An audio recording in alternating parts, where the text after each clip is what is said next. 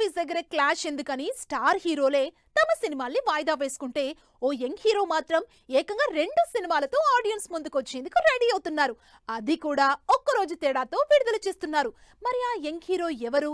ఇంతకీ థియేటర్స్ లోకి వస్తున్న ఆ సినిమాలేంటి? సాధారణంగా ఏ హీరో అయినా తన సినిమాల విషయంలో కనీసం నెల రోజుల గ్యాప్ ఉండేలా రిలీజ్ ప్లాన్ చేసుకుంటారు.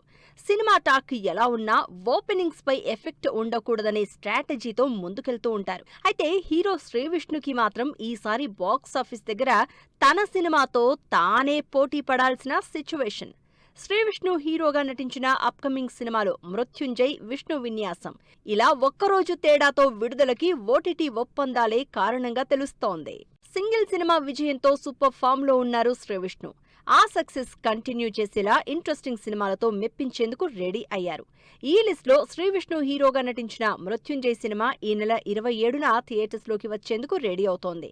ఇన్వెస్టిగేటివ్ థ్రిల్లర్ కాన్సెప్ట్ తో తెరకెక్కిన మృత్యుంజయ్ సినిమా ఓటీటీ రైట్స్ నెట్ఫ్లిక్స్ సొంతం చేసుకుంది. ఈ సినిమాలో రెబా మోనికా జాన్ పోలీస్ ఆఫీసర్ గా నటించింది.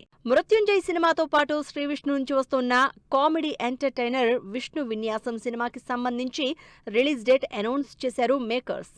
జాతకాలు కాన్సెప్ట్ తో తెరకెక్కిన విష్ణు విన్యాసం మూవీ ఈ నెల 28న థియేటర్స్ లోకి వస్తుంది.